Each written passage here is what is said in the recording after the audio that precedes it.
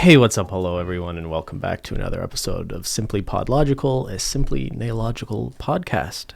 So official sounding. Well, today we're going to talk about being a YouTuber and how hard it is being a YouTuber. No, that's not what we're talking about today. Just kidding. Today we're going to talk about the fact that despite having over 7 million subscribers and your own nail polish line, Cristine continues to work a regular 9-to-5 day job as a crime statistics analyst for the Canadian government. I will fight for my right to be a normal person. Okay. Yeah, well, we'll get into the psychological reasons Cristine continues to work, but this is something we get a lot of questions about, or you get a lot of questions about, because it's a pretty unique thing to have as much YouTube fame as you have while continuing to work a 9-to-5 normal day job. Yeah, and I guess first I should start off by saying, why are we even doing this podcast? Because as you guys are familiar with, a lot of YouTubers, they put themselves online. Like, their story and what they do with their lives is kind of becomes their channel and their content. For me, a huge part of my life is my day job that you don't really see in my content, obviously, because I'm not bringing my camera to the government for obvious reasons. So sometimes, I don't want people to think that I or Ben or together we think of ourselves as better than other YouTubers because we have a day job and because we occasionally do mention, I have a day job. And we do it kind of in a joking manner sometimes, but sometimes for me, it's just a part of myself that I don't have the opportunity to truly express in my content that is a huge part of me and my identity and why I think the way I do or why I have certain feelings about things that I do. So that's why I want to do this podcast, and to also satisfy the curiosity of many, because I know that of most things, maybe more than our relationship, is questions about our job. Yeah. So there are a lot of questions, and we get a lot of questions about the day job stuff, because it's not really something, like you said, we've covered much on the channel. You did have your boss on once. Yes. And that video was very well received and even led to Maclean's magazine, a very popular weekly or monthly magazine in Canada, reached out to you to do a profile on you that predominantly focused on the fact that you were both a YouTube star and a government employee. Also, this podcast is not sponsored by the Government of Canada, nor is it endorsed by the Government of Canada in any way or form whatsoever. Yeah, okay, good point. A disclaimer right up front is we have to be careful at anything we say for the next hour or however long this podcast is. It's probably going to be long. There are a lot of questions. This represents our own personal views and experiences, and nothing should be construed as representing the official views of the Government of Canada. Yeah, we are not spokespeople for the government. Okay, let's just make that clear. And that is one thing we do kind of have. I know there are a few questions. I'm not sure if we included them about how you have to manage the balance and the ethics of having both roles. And there is a social media use policy and things like that. They don't really contemplate their employees being online celebrities, but essentially we have to be careful that what we put out there ourselves personally is not misconstrued as representing the views of the Government of Canada, or could bring the Government of Canada into disrepute. Exactly. Yeah. So I guess there are a lot of questions. We want to get to them rather quickly, but I think we should at least give people a very brief summary or explanation of what it means to be a crime statistics analyst, or what your day job actually entails. What the hell do you do, Simply? What do you do? What do you do? So both Ben and I are crime statistics analysts, and off the bat, that does not mean going to crime scenes. We do not do forensic blood lab analysis. I think that's the number one misconception that I see a lot of. I don't do that. I'm too squirmy for that stuff. Yeah, there are crime scene analysts who I guess would do that. That's not our job. It's not like CSI. Our job is not that. Basically, I work at a desk all day long in a government office with a bunch of open cubes. They're not really cubicles anymore. They used to be.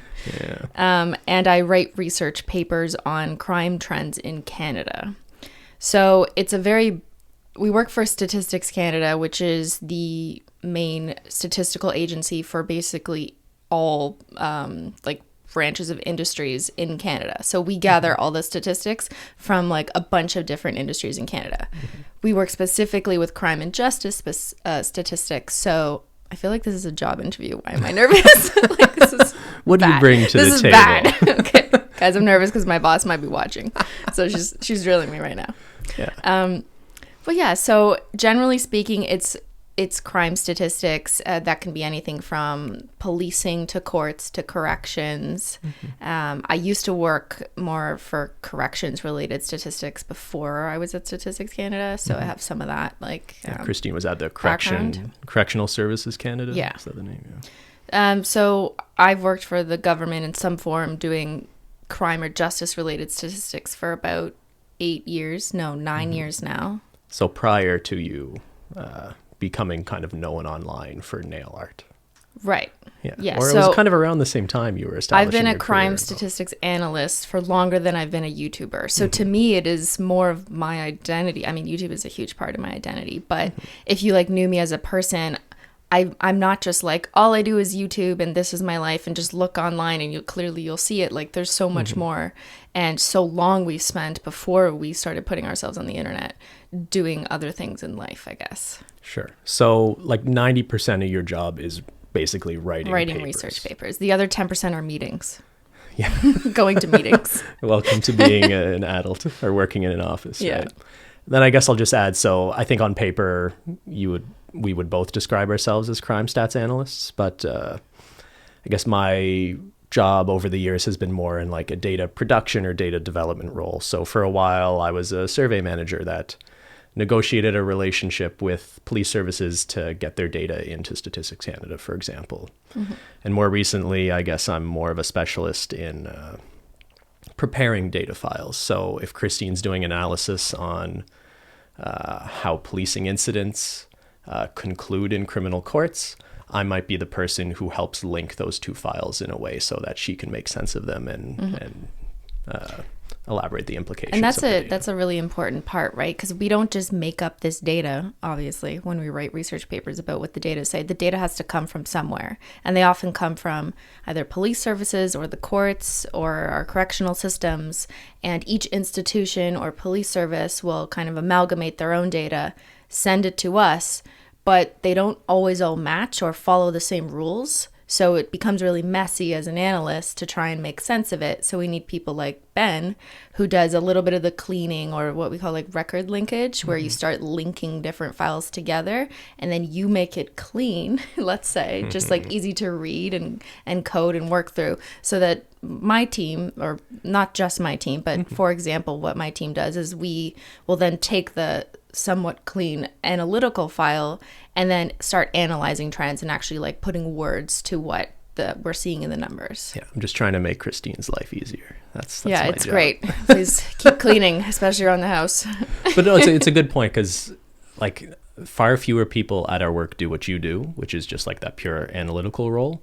Most people are more involved in the process of actually getting data in and producing the data. Yeah, data production, data entry, all of that is a huge workload that isn't as glamorous, let's say, as the people who get to write fancy papers. Like, I think sometimes people think research writing is like super fancy because you sound like you're so intelligent and that you're going to these cases one by one and analyzing things, but that's not the case. Like, we get a giant, like millions of data records and they had to come from somewhere and they had to be streamlined and uniform or whatever, made sense of by a bunch of people before us. Yeah. So shout out to all the coders and the programmers out there, all the data entries. You want to shout out any coworkers before we shout out to all my coworkers. I love you all if you're listening.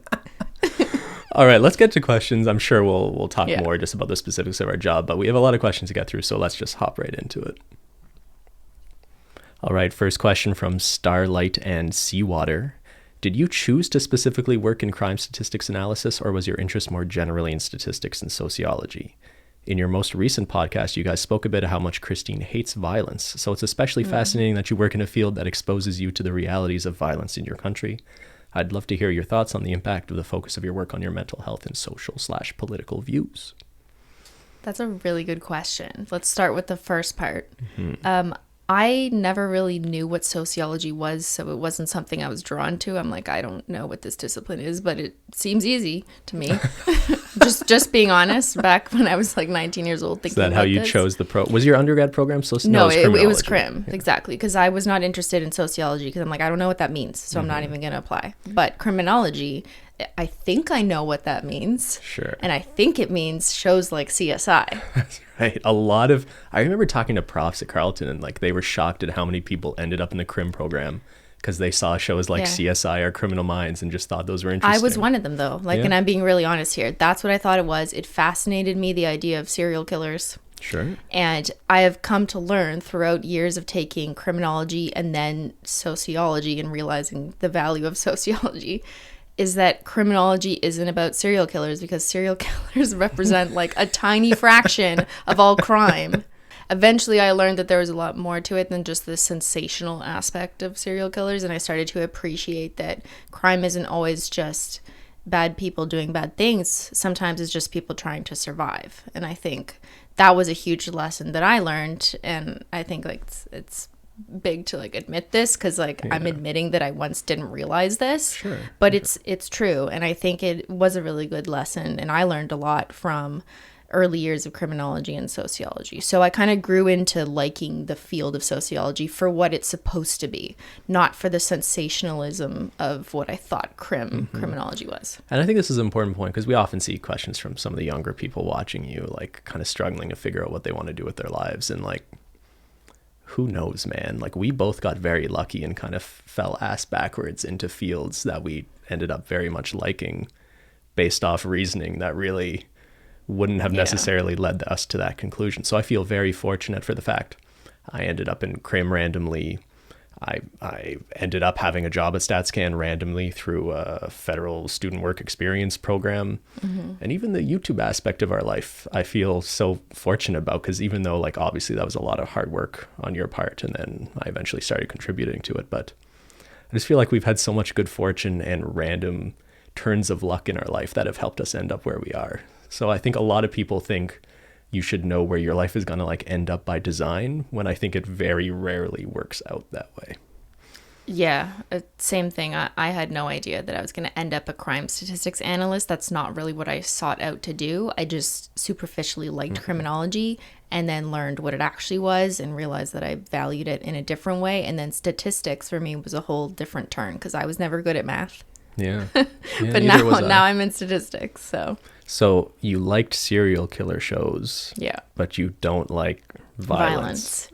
Yeah. And Can you explain that one? I think I said this sort of when we were talking about the WWE a little bit in the last podcast. I don't like violence I don't like violence, period. But when violence isn't necessary, it makes me especially sad, because it denies or reduces the reality of people who experience violence for real. That is not their fault. So that's why things like wrestling, people deliberately choosing to beat each other up for money or entertainment or show or whatever. I understand it's a whole industry, and I'm not ignorant to that fact. It's not for me, because I can't help but just think of the realities of people who get physically beat up, and it's not for fun or show or money. It's painful and it's sad. So that got dark pretty fast. Okay. Yeah, but you're right. I don't like violence. It upsets me, and it upsets me more when it's glorified, I guess. And the fact that you work in a field where you're having to write about potentially sexual assault or But I write about crime. it, and I'm interested in the field because I think it's important work. Not because I'm like sick and twisted, where like, wanting to just learn about serial killers. I've really evolved, I think, as a person since that time in my life. I hope so. And and I do it not because I'm like fascinated in a weird way by it, but it's important work. So do you feel like it has any detrimental effect? Because I think the question is sort of implying like, do you ever leave work and feel the sort of burden of having worked all day on, trends in violent crime? I think, to be really honest, because we work at such a high level of data where we're writing just general trends, we rarely will look at a case study. I've only like a handful of times in my career read actual case reports that detailed something specific. And those, honestly, they bothered me. I'm not really good with that kind of stuff. But when it comes to the high level trends, I think that's really important to get out there for policies and our lawmakers to know like what's going on, so they can, make a difference in the world. So for me, it's not really that queasy to write about high level trends as it is to be a frontline worker dealing with crises at the firsthand level. That is something I am not equipped to do. And I know that about myself. I would not be good at that job. I would not be able to help people because I am not strong enough for that. But writing a general research paper from my desk, I can do. Yeah, there's sort of this cold reality to numbers that it's almost scary how easy it is to sort of distance yourself or detach from that feeling, and it's just you're talking about numbers of victims and numbers of crimes, and you're not really like percent of Canadians who experience victimization. Like you can just put that percent and talk about how it compares to 5 years ago, when really every one of those data points does represent someone being victimized, right? But we're not reading the case stories behind every single one of those data points, because that would be like millions. Yeah, there are a few positions in our division where like you might have to read those narratives about homicides, for example, and that work isn't for everyone. There are people who have come through our teams who've just said like, I can't do that sort of work because like someone sort of has to validate that we're counting the number of homicides in Canada correctly. And to do that, one of the things you do is you scour the internet or media publications to make sure that any homicide being reported in the media was also reported by the police service. If your job for hours is to read about cases of homicide, that would take something from you, or it takes a certain kind of person to do that. And I had to do that once for a special study on prostitution offenses, and I use that language because that's the language used in the criminal code. But it was about sex workers who had been killed as a result of their position, and I had to read 250 homicide narratives to help form just like a small text box. I think that became like a content analysis piece in a much larger like quantitative data article. And it was upsetting and kind of disturbing, especially because I have to read them, make a judgment call on like what percent this is happening. I'm not going to go into detail, and someone else had to read them again to make sure that my conclusions were correct.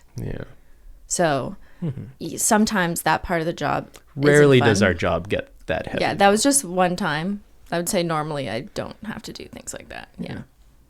All right. Next question. Are you the one that phones people all day? Lol. Thanks, Makeup Lover 119 on Instagram. Are you phoning people all day? Yeah, I phone people and I survey them. Makeup Lover, how much do you love makeup? So clearly this is, I mean, I appreciate the question because Statistics Canada is mostly known for surveys, the census, for running the census of Canada, right? So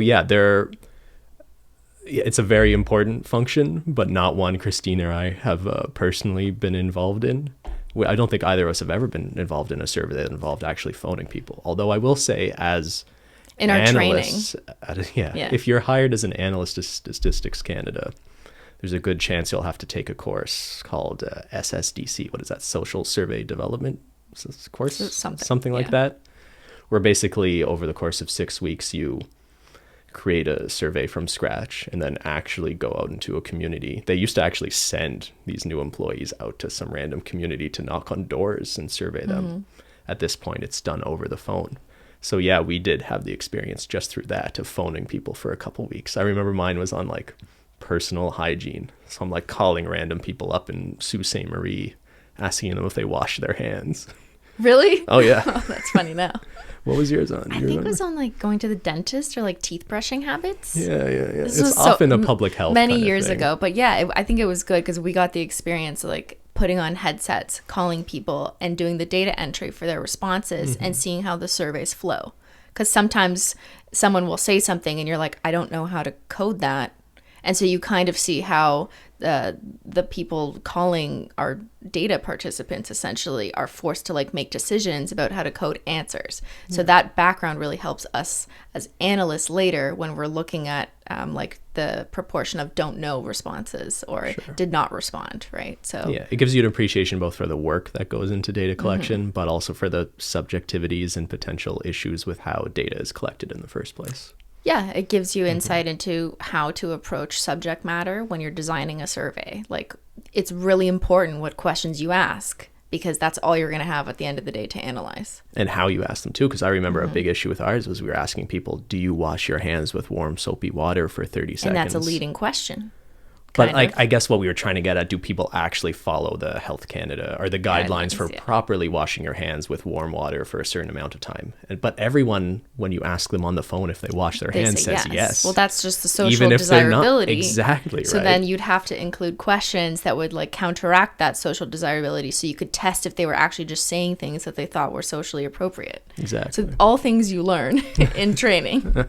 But to answer your question, no, we are not the ones asking questions on the phone. Yeah. From Miranda on Twitter, I've been looking forward to hearing this, wondering how you got into government jobs. I believe Ben may have touched on this in a previous episode. And is it required that you know French to work for the federal government in the capital city? And if so, how often do you use it?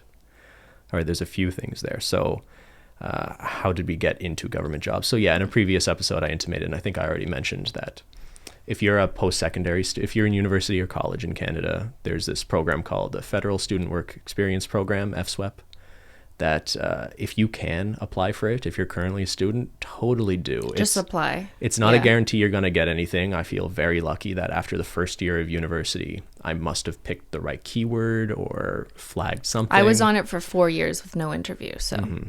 Yeah, so I didn't realize at the time how lucky I was to be plucked out that very first year. So the division we work for now, the Justice Statistics Division at StatsCan, I was a summer employee there after my first year of university. Like a student employee. Yeah. So like a lot of people, when they ask about like how to get into the government, the biggest thing is like kind of getting your foot in the door. Yeah. So any opportunity you have to kind of get your foot in the door, prove your worth to a manager who can hopefully figure out a way of keeping you around even on a contract basis until you can find a way to a determinate position. That's such a huge thing. Yeah, I would agree. I mean, obviously we don't know every government division or organization, but at least for the two I've worked for, if you're a student employee, that's probably your best bet to get in there, because students are people that usually government employees want, right? They want people when they're young, they're fresh, they just came out of school, right? They don't have a high salary yet, right? Yeah. That's true. But it's just a really good way to get experience, like right off the bat. So that's what I did, but I had to wait. After 4 years of applying through FSWEP, I just never got an interview. Once I was in my master's degree, I got an interview because it just so happened that Corrections Canada was looking for someone specifically who was currently taking their master's degree. Gotcha. So that's how I got in as a student. So I was a student employee for a couple of years. Mm-hmm. And is it required to know French, Christy? I mean, no, yes and no. It is. Okay, well, we work in Ottawa where it's very much bilingual, at least in the government. Toronto, not really, and like on the other side of Canada, not really either. So I think it really depends on your location. Even if you're working for the federal government, though, not in Ottawa, I feel like it's still very much an asset. It's an asset, but it's not necessarily required. It depends on the position. So it very much depends. A lot of positions in the National Capital Region, Ottawa, there is an expectation of bilingualism, especially if you have ambitions to become a supervisor or a manager. Then there comes a point where if you get a French employee, you're going to have to be able to speak French to them, right? Yeah, so if you're going to be a supervisor, you're going to have to know your French. Yeah. So like my position is technically bilingual, so I had to take an exam to just confirm that. But I have other coworkers who are in not necessarily bilingual positions. Sure, I'm not in a bilingual position. My French is okay, but I didn't have to do the test because there was an open position for me that didn't have that profile, that language profile. It's an asset. It's kind of like a master's degree. Most positions, at least where we work, don't require it. But if they see that on your resume, they might prefer it. From Natalie Blue, what's something you like about your job and what's something you dislike? I can't say I dislike anything. My boss is listening. I mean, you like your job and you feel like it's important, right? I like my job, and I now that we're in quarantine and haven't been to the office in a month, I'm realizing that I actually do like going into the office and seeing some coworkers, as much as most of my job is kind of solo and individual, just sitting at my desk doing independent research. There is something about collaborating with coworkers and just like talking out trends and coming up with research ideas, or reviewing each other's papers and doing it in person and talking about it and like showing each other graphs and charts and figuring out a better way to do a scatter plot. I guess I like that, and I'm realizing that now more, and I appreciate it now more that we're home. When you're an adult, it's hard to make friends. So liking the people you work with and liking talking to people you work with is a really nice thing. Is a good thing. Yeah. I would say the thing I dislike about our job, and I think this is something you hear a lot about, I think, just work in the public sector. I'm okay. We'll be all right. I feel the work we do is really important, and I understand why there is a lot of red tape to some of the things we do. There are a lot of steps, review processes and stuff, but sometimes it is frustrating that it can take months of review and translation and other getting through other red tape just to get some results or some data out the door. Yeah, I could give you guys an example. So people often ask, like, what the hell do I do all day, right? And I say writing papers, but in reality, it might take almost up to a full year to write and publish a paper, but you're not actually writing that paper for a year. Yeah, you're probably done writing that paper within the first month or like I would say 2 months between analyzing the data and actually writing it. Maybe 3, depends how complex it is. Yeah. So like at most 20 to 30% of the year is spent actually writing the paper, which is the fun part. The fun part to me is getting the data, playing around, no one bother me, while I just find some trends and like make some charts and just write about what I find. And then it has to go to review.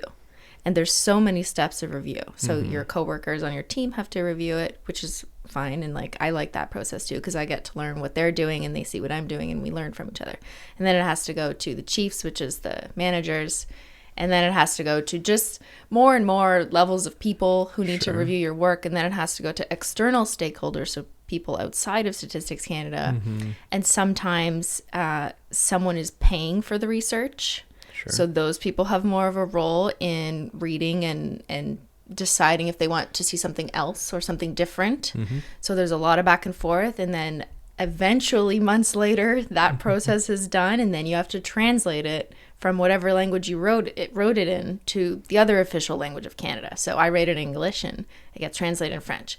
And it's a 30-page paper with a whole bunch of charts, which has to be translated into another language. That takes a long time. So there's a whole team of translation people, Lord bless them, who spend so much time, like their job is literally just translating things.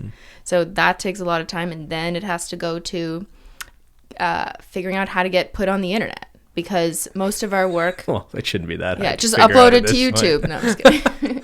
I think we get the point, though. So, like, only so much of your job is actually the process of analysis. There's a lot of bureaucratic steps to actually go from writing an analysis to getting it published, right? At the end of the day, most of the work I do is published, which also means that it's not a secret what I do. I think sometimes people have thought like, oh, you work in crime stats, like everything you do is confidential. It's only confidential if it hasn't been published yet. Like obviously what I'm currently working on, I can't say what that is, but anything that has been published is on the internet, available for you to go search and find on Statistics Canada or just on Google, it'll find it. If you search our names and Statistics Canada, you'll find papers. Like it's not a secret. So you do actually get to see a lot of what I do just in paper final form. It's not a secret anymore. It's not a secret anymore. All right, from Fiona on Twitter, do you think your master's degree helped you get to your career goals? I think it really depends, and I get this question a lot, is like, do you need a master's degree to do what you do? It's not necessary, but for me personally, in my own experience, it is the reason why I first got a student job with Corrections Canada in the government. And had I not been enrolled in the master's program, I don't think I would have ever gotten that position. And then when I eventually got a permanent job at Statistics Canada, they hired me knowing that I was about to defend my master's thesis, so they knew I would have my master's degree. Do all people who I work with have master's degrees? No. Occasionally someone has a PhD, and occasionally someone just has a Bachelor of Arts or the first level of university education. But it's not necessary. But does it help you, maybe? Does an employer choose to hire you because you have it over someone else? It's possible. Maybe, but I want to be careful. It's absolutely not necessary. No. And I've read articles about how if you want to work in the field in which you are studying in academia right now, an MA often does have a good return on investment. A PhD or getting your doctorate often does not, unless you're going to stay in academia or you have like a very specific specialization you might go on to, right? So there are cases, I know we are the pro-education, kids stay in school people, and we do feel that way 99% of the time, but that doesn't mean you should stay in school in perpetuity just for the sake of it. If there's no point of it, yeah. Yeah. But return on investment is a different question, like you said. Like return on investment of a PhD, it's because you spend 5 more years getting your PhD and way more money, and maybe not for a better job. But a master's degree is usually a lot shorter than a PhD. From Jessica Crank on Facebook, when did your coworkers find out about your YouTube channel and what was their reaction? I don't like, people always ask me this question because they think, I don't know, like, is it just such a wild thing to think of me seriously at a desk and then think that I have this crazy thing outside of work and that coworkers can't believe it? No, I think it's just, how often do you work with someone who's kind of internet famous and making a lot of money posting funny internet videos? Of like, you think your coworkers wouldn't react to that?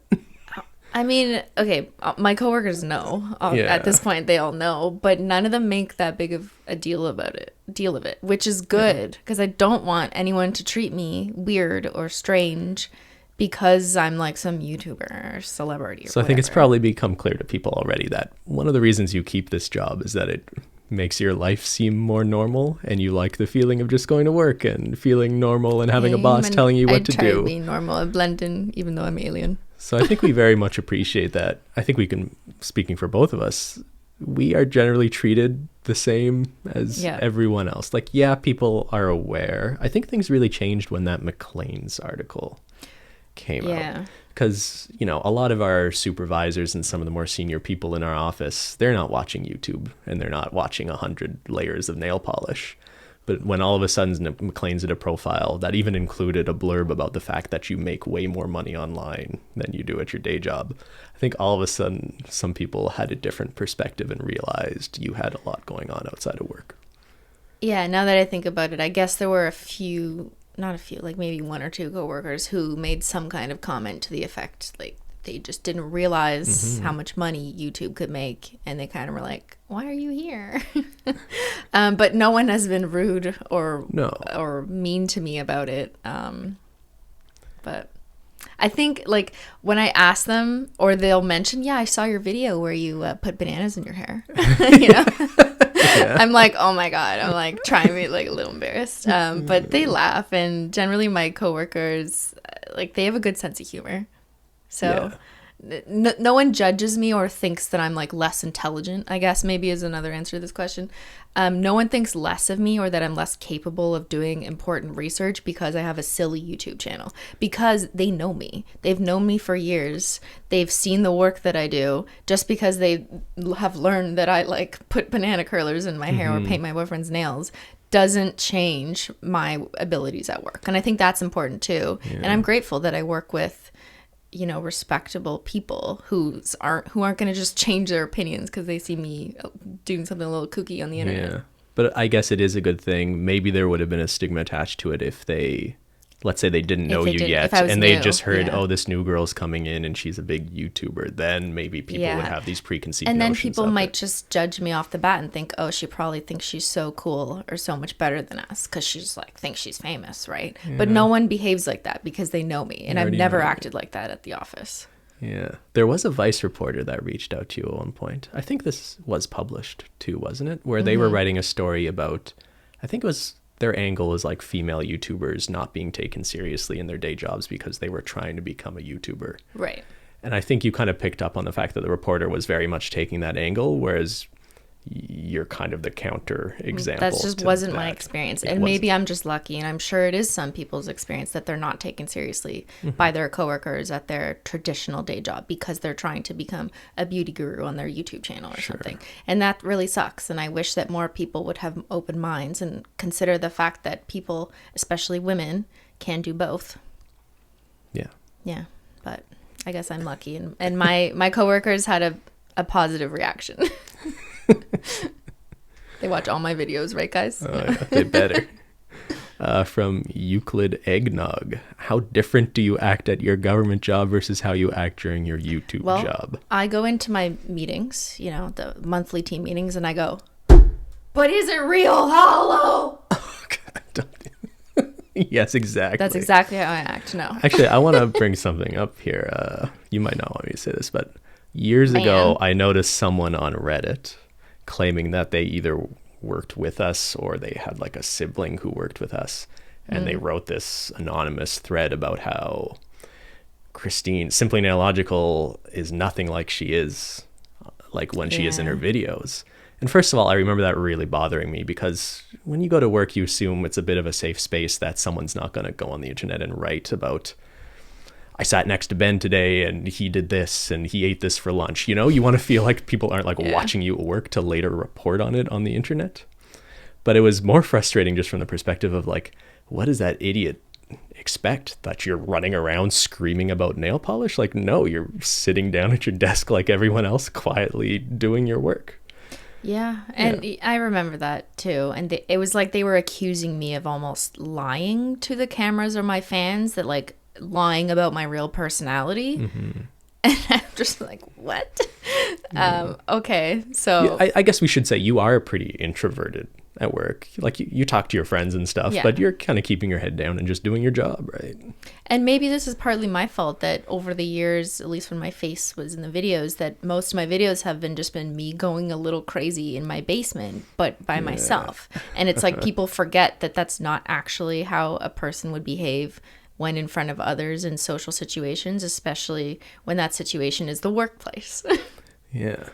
So maybe this podcast, though, has been a really good way for us to demonstrate that we are normal humans who speak like average people. It reminds me of you remember Irving Goffman? You wrote that book, like Presentations of Self in Everyday Life, if we're thinking back to our sociology days. Wasn't that Sociology of Deviance class assignment? It might have been. It's a more general sociology thing. He's a pretty famous guy, but this idea of like an authentic self doesn't really exist, right? Like who you are in front of your parents versus who you are in front of your closest friends versus who you are in front of your romantic partner.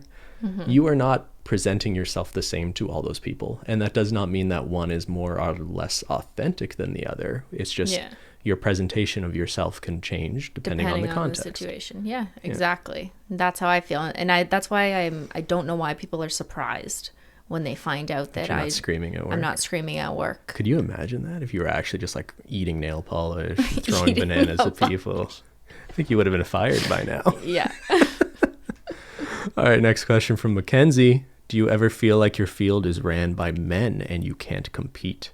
Some fields of work are dominated by men and women feel like they can't be successful in that field. Are you like, I can't. That's why you're looking at me. Okay, so maybe I don't want to discount or reduce the reality of many who are listening who are women in fields that feel like they are inferior in their field because of just the way it's set up. But in my own experience, I cannot say that this has been the case for me.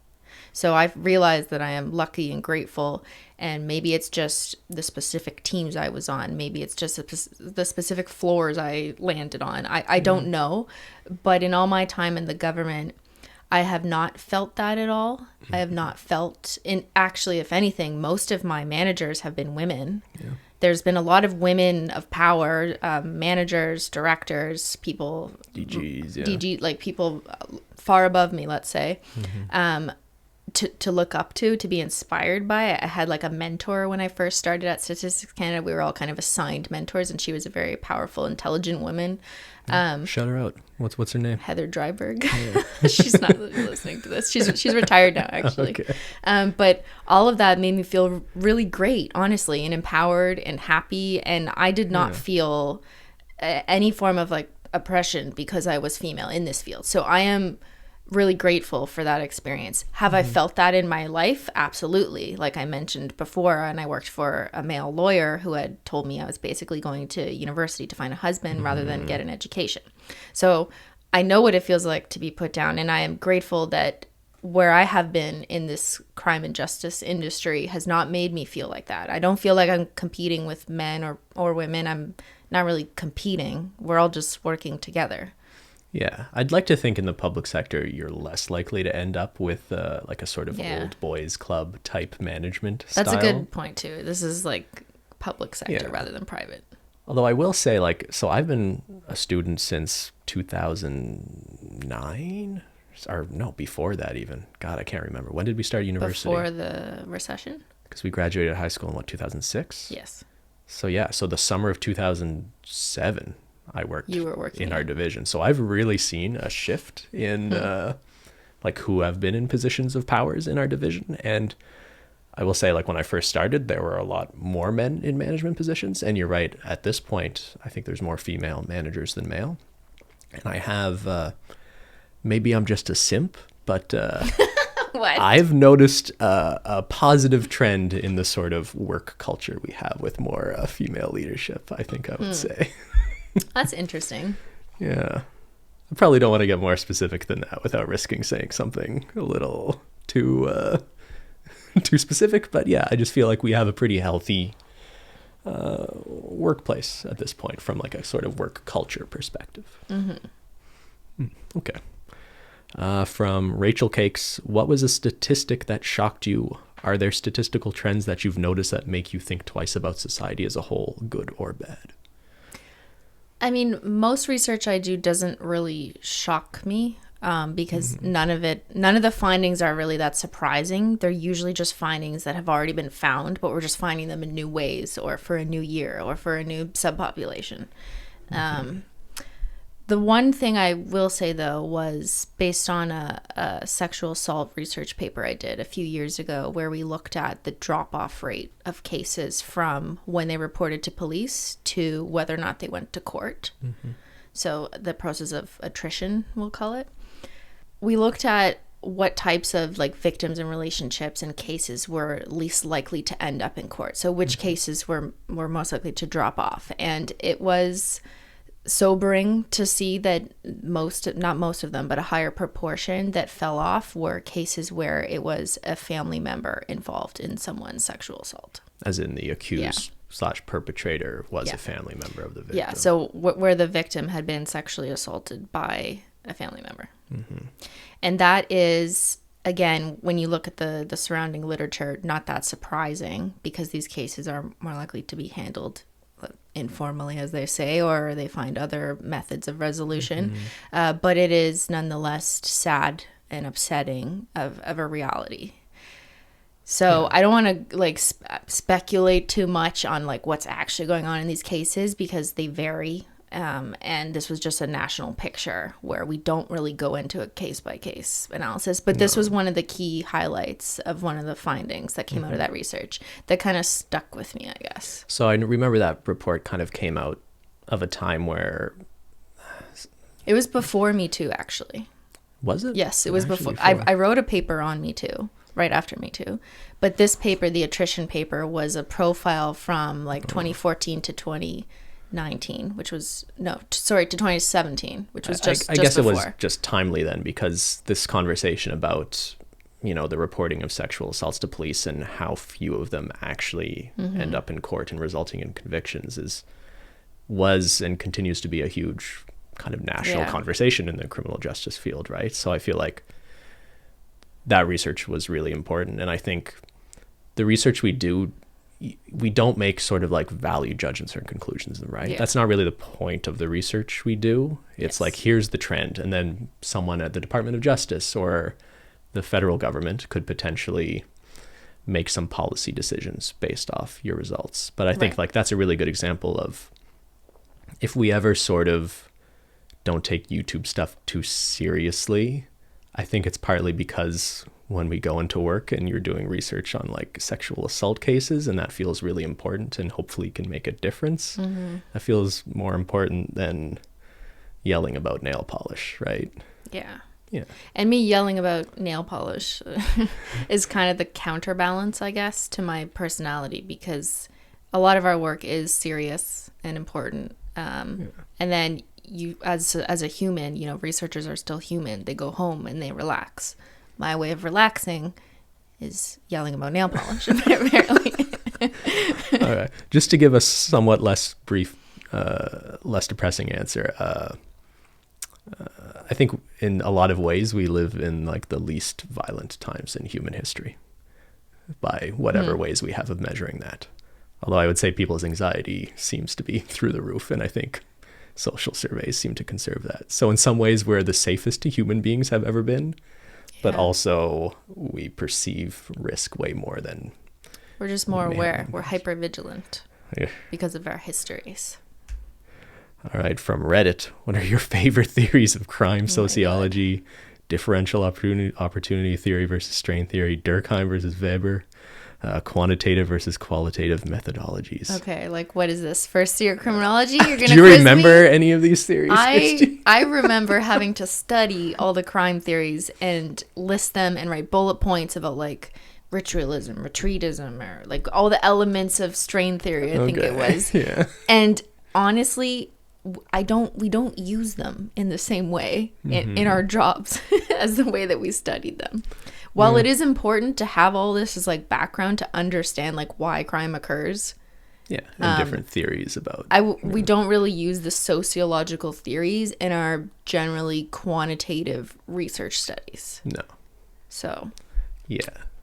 I guess maybe it's worth commenting on this quantitative versus qualitative debate, because that's a huge debate when we were in school, and I'm sure it continues to be.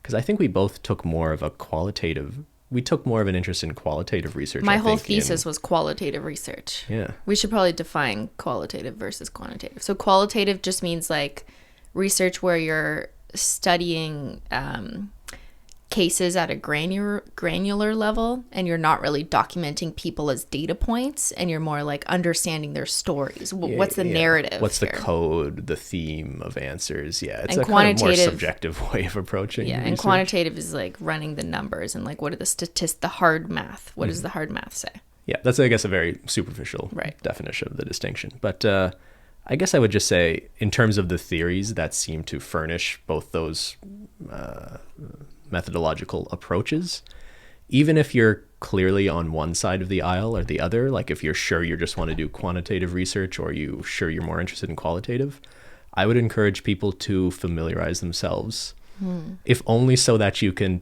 tear down and criticize the other side. Like if you're a quantitative researcher, you know, familiarize yourself with Content theories analysis. of crime that think that crime is a social construct. Because in certain contexts, it's a very useful way of looking at any social phenomena. And the next time you want to debate some critical criminologist who just thinks everything's a social construct, you'll know his argument and you'll be able to tell him he's a hippie weirdo who doesn't matter or something. So yeah, I think it's important to look at both. Because yeah, like I'll admit, when I was in university, I was like super into labeling theory and just social constructionist or constructivist theories of crime. But then I guess I had that duality of I would go to work at StatCan and do this very grounded empirical research just with trends and numbers, right? I think both are important. And I kind of regret that mostly in university, I was pushed into the direction of demonizing quantitative research. It was like all quantitative research is bad because it reduces people to numbers, and people are more than numbers, and so are their stories.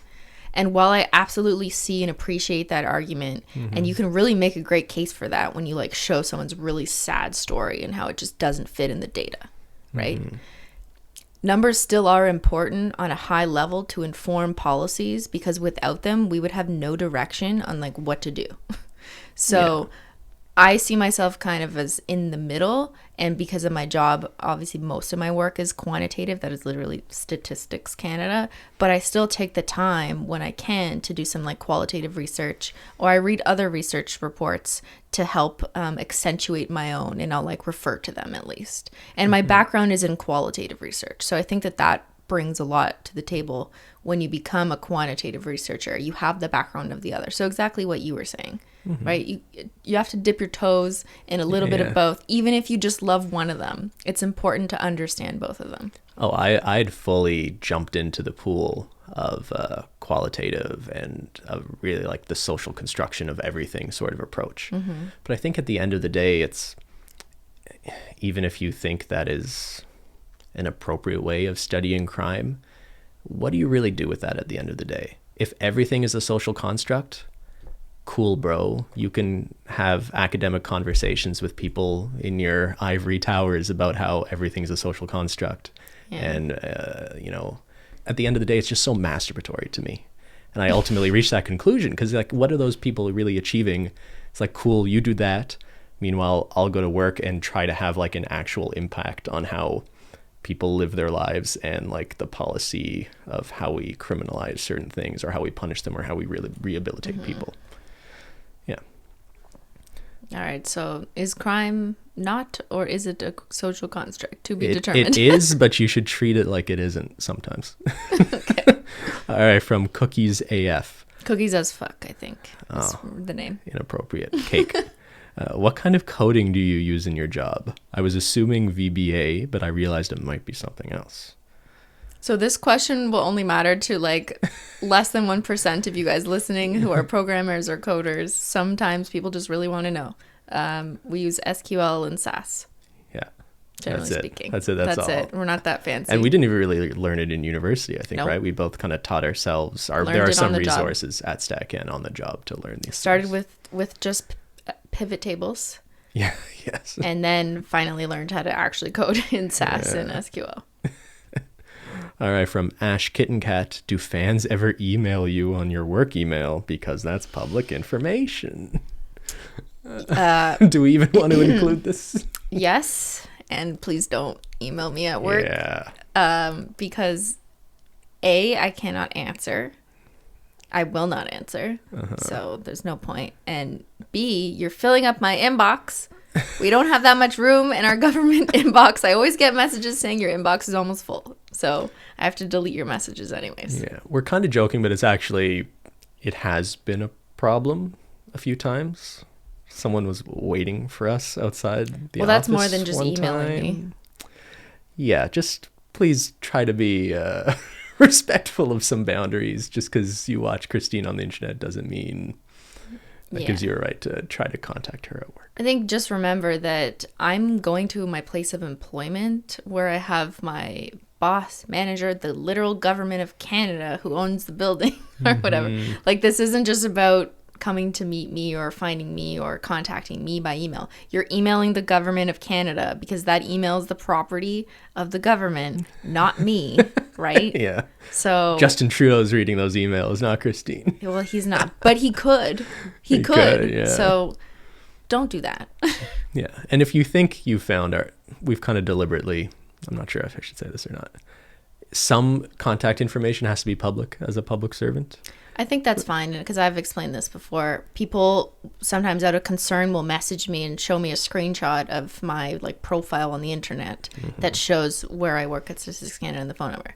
That's public information because it has to be. That's mandated by some, I don't know what, Transparency Act of Canada, where all public servants have their information on the internet. Let's just say we haven't gotten out of our way to update that information when it changes over time. Right. So if you have found it, maybe it's not right anyway. It may not be right, but just please don't be worried for those of you who are like concerned. Yeah. It's like literally just how it goes in the government. Okay. From Chul Kogan. How do you manage traveling for conventions such as VidCon multiple times a year? Do you use your vacation days to do so? So I don't think we travel more than like the average person who takes vacations or trips. It just seems like we travel a lot because I'll post a few videos from the same event, like VidCon. So you just have the appearance of like, oh, I'm in LA, or you know, Yeah, it's always like on we were camera. only in LA maybe twice a year. Yeah, like VidCon, Streamies, and then maybe Florida one time. So it's not like Yeah. we're going on a ton of trips. No, and yes, we use our vacation days like anyone else who is leaving the office. And for whereas a week. lot of government employees have like banked a ton of vacation days over their years of employment, we just use them because of these kind of trips. Yeah. And also, we are really lucky as government employees to have a lot of vacation days. I realize that that is not the case for most people in public sector. So I just want to acknowledge, like, I know we're lucky. Yeah. This isn't normal for the average Canadian to get so many vacation days. All right, from Cristine fan with no H. It's me. What would you say is the best part being able to have more than one job that you get to do? Can it be too stressful sometimes? So I've touched on this before. I really like having more than one job because I love going back and forth. It just motivates me to go back again. Like when I do the switch, I don't know what it is. Like I love going to the office, and then I get out my like analytical part of my brain and I just write all day. And then I get to come home and like paint my nails or edit some holo taco pictures or something. Yeah, I think it's important that they're very different, right? Yeah. Like they satisfy different halves of your brain or parts of your brain. I don't know. Like I would say, as I've become more involved in a lot of what I've done has been more like administrative work, like accounting and legal work and stuff. A lot of that just feels like more traditional work to support the channel. So sometimes there have been times where I felt like it's all sort of too much work because it kind of feels like similar work. But I appreciate that when it's the difference between going to work and writing research reports and going home and brainstorming creative concepts and editing videos, that definitely satisfies a different sort of itch. And can it be stressful sometimes? Yeah. I mean, yeah, because Life is stressful. I come home after 8 hours of work and I realize I have to finish editing a video for tomorrow morning or something. Yeah, I get tired, but that's why we don't have lives outside of work and work. All right, from Ms. Nadia, how much of a direct impact does the data and statistics have on the decisions made by our government? I think we have to be a little careful about how we answer this one. I think it's okay that I say this. We have had federal governments in the past that have been less interested in governing from an empirical perspective, whereas we have a government now who very much embraces wanting to use evidence to guide policy. Evidence-based policy. Yeah, that was a big part of the platform, So that can I think. change. Like you can have governments that are, and we had one not long ago who was openly hostile to Statistics Canada and data to some degree. Yeah. And that was a very stressful time. How much of a direct impact does it have? You know, it's kind of hard to say. And we're kind of very removed from the policy sides of it. But, you know, the important research you've done on sexual assault, I have to think that that is coming across the desks of people in positions of power and hopefully influencing policy decisions down the road. On a more micro level, I've been involved in some projects, some pretty high profile projects on opioid overdoses, for example. And we kind of got some feedback at a community level that some of the research we did helped them better understand that crisis in their community. So I think we do feel good about the sort of real life impact some of our analysis and work can have in the world. Yeah, I think it all does. And it's not necessarily just one individual research paper that will change a law, for example, right? It's like a whole collection of research. Maybe that's pointing to something. But I think the sexual assault stuff now more than ever has been really relevant. And I think that at a cabinet meeting, like the heads of government in Canada met, they did cite the research paper that I had co-written on Me Too. So that was really exciting. Also, our first research paper with a hashtag in the title. Brett setting new ground for Literally a us. hashtag in the title has never happened before, at least for me. All right, from Valley Forge, were you ever concerned you or Ben could be reprimanded or fired for being on YouTube? What's the tea? So, like, there are public servants or government employees who have businesses outside of work. And I think the most important thing the government cares about is that there is no conflict of interest between what you're doing outside of work and your role working for the government. So if Cristine had access to Nail painting data. data on like nail polish sales at work and was using that to benefit Holo Taco or something, That would be a that would be conflict an of issue. interest. That would be an issue that we'd have to disclose. And we've already sort of covered the fact that we have to be careful that nothing you say on your YouTube channel, like when you're joking about eating nail polish, we don't want anyone to think that represents the official views of the government of Canada. I don't think there's much likelihood of anyone making There's no that mistake. confusion, at least I think, especially because it's not like I make videos about being a government worker. If I took my camera to work and like sat it at my desk and vlogged get a daily vlog? day, like living a day in the life of a Canadian government worker, and that became my content, I think they would have a problem with that. I mean, I'm just assuming, but I don't do that. But it's not a lie, or I can't hide the fact that I also just work for the Canadian government. It is literally public knowledge because it has to be. So I'm not going to deny that I work there, but my content isn't about the Canadian government. No. Yeah. I should say we are aware that the senior management knows that you exist and knows they have an employee at StatCan who is also like a famous YouTuber. And I feel like they are amused by it. I don't think they really understand. But like the chief statistician was like, cool. Well, like, the chief statistician, that sounds like a weird word to most people, but like the head boss of our entire organization of thousands of people once emailed me. Also, like, no one gets emails personally from him, okay? It's like that far removed, so high up the chain.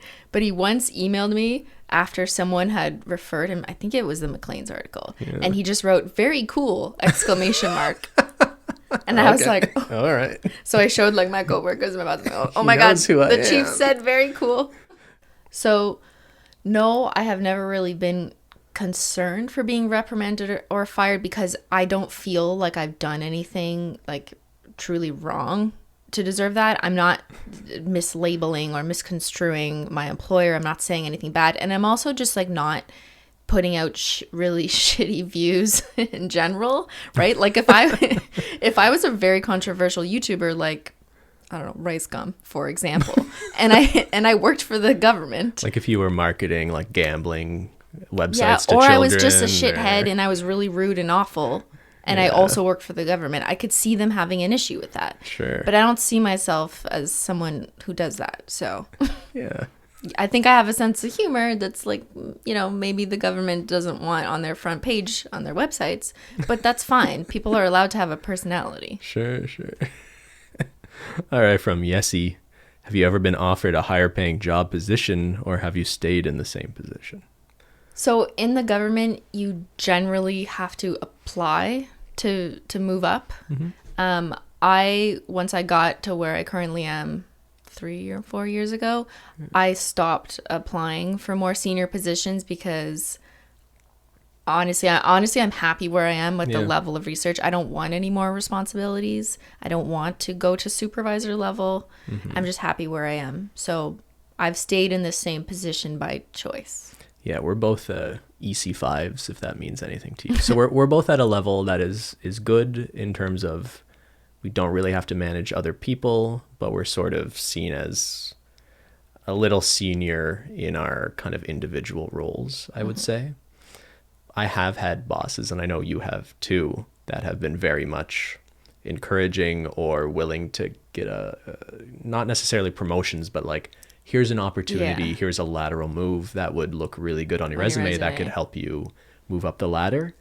In the past few years, I think we've made it pretty clear to people that we're happy at the level we're at, and we're sort of, in a way, turning down those opportunities just because with everything we have going on outside of work, we don't want to take on any more responsibility at work. Yeah, we're happy where we are. We're fortunate. if YouTube wasn't a thing, yeah, maybe we would have tried out for more competitions and tried to move to the next level and maybe start supervising people, because that's just kind of the natural progression of things in the government. But we haven't. From Low Savage, who is your fave coworker? So my coworker wrote this question, Laura. This is Laura. Laura, who watches this podcast. Obviously, the answer is all of you. She on mat leave, right? Yeah, I think that's her picture. She's pregnant in her picture. Okay. Yeah, I like all my coworkers. All of them? Because some are listening, so I like all of them. You like all of them? Some I don't like. Do you want to... Maybe we get in trouble for that. No, we're not talking Which about coworkers do you Ben. not like? I think it's obvious from you guys who watch my Snapchat and stuff. You see, like, I have a little tea club. Oh, that's right. On my side of the floor with some coworkers. So I bring in a bunch of tea and so do others, and we kind of share stuff there. Yeah, who's in the tea club? Oh, I'm not gonna like name names. I also don't want people to go like stalk all my coworkers. Please don't do that either, out of respect for them. But I know Laura doesn't care because she's already mentioned it. So. We generally get along with the people we work with, I'd say. Yeah.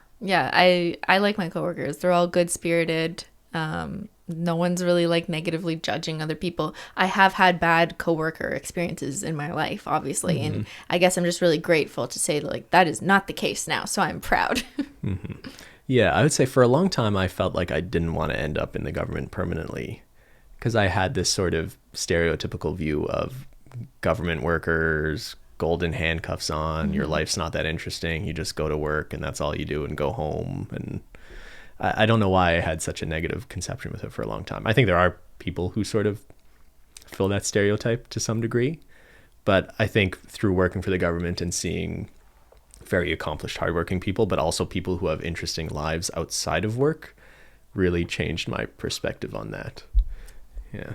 Yeah. We're lucky too that we work with good people.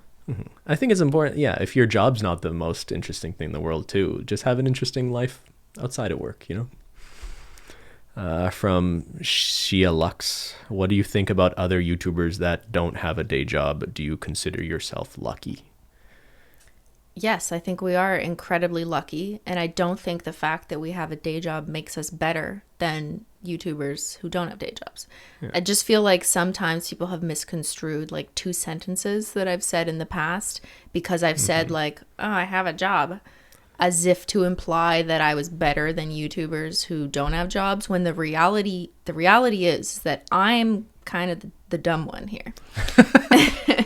Yeah. Most successful YouTubers, like the ones whose names you recognize, they don't need day jobs. Even if their YouTube channel were to slowly die off, which is possible. It happens to everyone. They're probably fine because they are literally multimillionaires. So when people say like you shouldn't have quit your day job, as if it's like some big insult to them, and they're going to be completely destitute in a year, that's usually not true.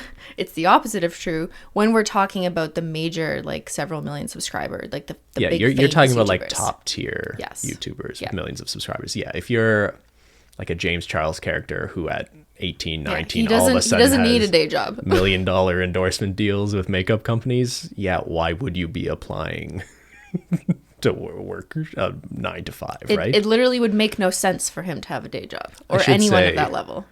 You would hope, though, that some smaller YouTubers aren't putting all their eggs in that basket, especially early on, because I'm very curious to see what happens to a lot of these people who find like kind of minor level of YouTube fame in their early 20s, and with that sort of dying out by the time they're 25 and they haven't really invested in developing more traditional life skills or getting an education.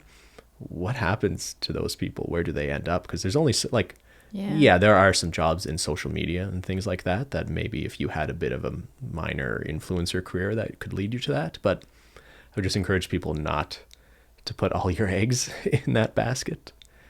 But if anything, you are the crazy one, and there's a reason why like you're the only person with millions of subscribers who's still working as much as you do. And I don't still continue to work because I'm living in fear that YouTube is going to die and then all the money is going to be gone or something. That's not why I have a day job. I have it for like reasons completely unrelated to economic security. Yeah, it's because you like doing it and you feel like it's important, right? Yeah. Yeah, I think if it hasn't, if it's not clear already, yeah, we don't go to work for financial reasons. True, like to be completely transparent, we have made more money collectively on YouTube than we will make working, if we work the rest of our lives for the government. We would not make as much money as you already have on YouTube. That's a crazy data point. Isn't that kind of wild to think about? Yeah. Yeah. So it's humbling. And it's also like a huge, it's such a, I feel so fortunate in a sense because it means when we go to work and decide to continue going to work, it is, we know it is for other reasons than the fact that we feel we need to. Right. Right? It's a made privilege. us appreciate work in a different way because we don't feel like we go there just to pass the time to get the paycheck. No. And I'm not accusing people who do that. Obviously, that is the reality for most, that they have to go to work to get the paycheck. That's how you live to survive. But for me, it's kind of changed my understanding of the value of work and allowed me to just appreciate that I actually do like doing the work, and I might be doing it either way. Yeah. Maybe this is an opportunity to explain something as well, that if you work for the government, there's some flexible work arrangements or certain leave possibilities you can take advantage of in your career. So like I'm currently in the process, there's a thing called leave without pay where you can take a few months off. You're not getting paid to not work, but they'll basically guarantee that you'll have your position back at the end of the day. There are a lot of perks in the government, like mat leave, which isn't a standard, especially in the States, for a bunch of positions. So we are incredibly fortunate, not just in Canada, but specifically in the Canadian government. If you work, you can have up to 18 months now, I think it is, where it's mostly all paid. I can't remember if it's 80% or 90%. So do you want to just like fake a pregnancy? No. You could do it for YouTube and also to get time off. No, Ben. But could go on vacation. There are many perks, you have to admit, with being a public servant, like vacation days. You can have a reduced work hour schedule, flexible work arrangements, working from home. There's just so many of these things that have honestly, they are a huge reason why this is possible for us, because we often get the question, like, how is it even possible for you to do YouTube and also work for the government? And the reality is, because our projects, also what we work on, is flexible. Like I can write by myself in a condensed period of time and still get the work done, right? Like as long as I'm meeting the timelines and all the targets and the milestones for the project, then no one's really too concerned with the fact that maybe I had to reduce my work schedule that week. Yeah, so we've been playing around with different sort of reduced hour schedules. For example, or I'm currently on a type of leave for a while. Yeah. So that does help a bit with the work-life balance. This wasn't the case for a long time. For a long time, it was like 9 to 5 in the office every day. While you were pumping out consistently videos every week. Yeah, and that, I think that got kind of crazy.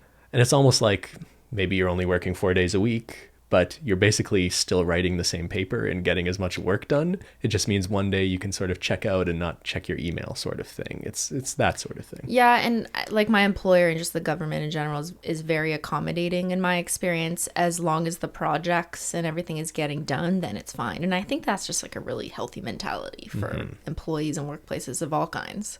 Yeah. We should do more of that world. More working from home too, right? Well, that's the reality now. It's kind of happening. All right. And last question from Erica.